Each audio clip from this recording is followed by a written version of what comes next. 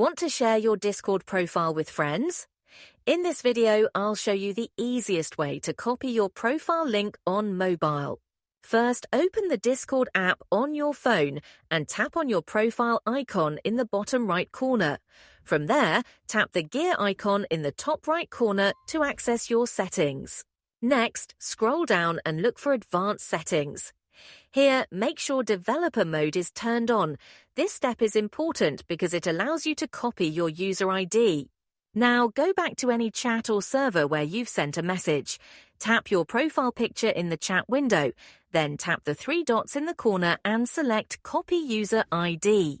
With your user ID copied, open any Notes app or a messaging app where you can paste text. Type discordapp.com/users and then paste your user ID right after it. This creates your profile link.